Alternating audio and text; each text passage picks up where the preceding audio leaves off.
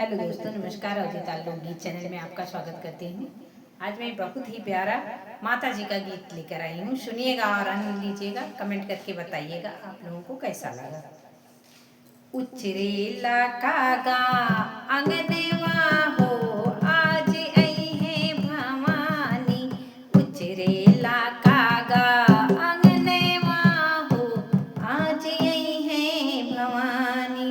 आई है भवानी, आई है भवानी, आई है भवानी, आई है भवानी। उचरेला कागा अंगनवा हो, आज आई है भवानी। उचरेला कागा अंगनवा हो, आज आई है भवानी।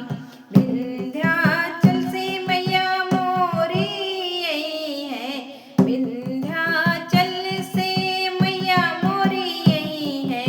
अपने भगत पर कृपा बरसई है, अपने भक्त पर कृपा बरसई है। धोइब है माँ के चरनिया हो, आज आई है भवानी। धोइब हम माँ के चरनिया हो, आज आई है भवानी। उचरेला कागा अंगनवा हो, आज आई है भवानी।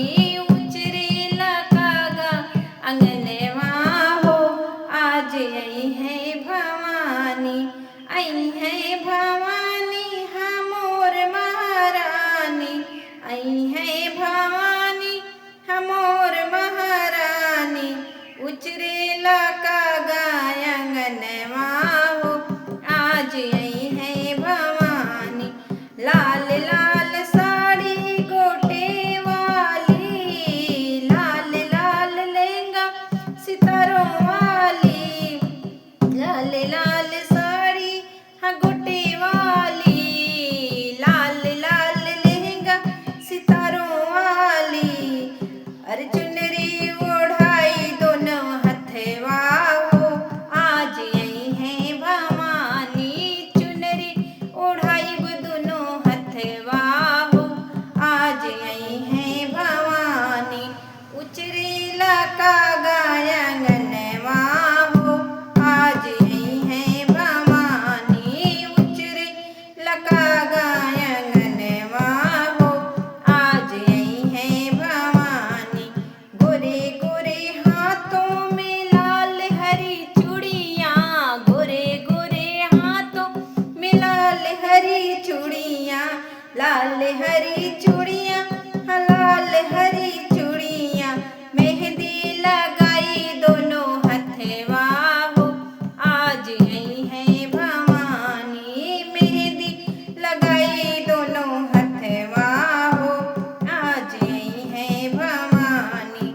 उचरेला कागा अंगनवा हो, आज आई है भवानी। उचरेला कागा अंगनवा हो, आज आई है भवानी।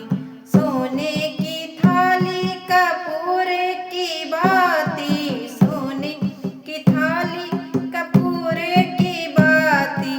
प्रेम के दिया ना जले दिन राती, प्रेम के दिया ना जले दिन राती। प्रेम के दिया ना जले दिन राती। गाय के सुनाइब भजनवा हो, आज आई है भवानी। गाय के सुनाइब भजनवा हो, आज आई है भवानी। उचरेला कागा अंगनवा हो, आज आई है भवानी। उचरेला कागा अंगनवा हो, आज आई है भवानी। जयकारा शेरा वाली दा बोल साचे दरबार की जय। जय माता दी।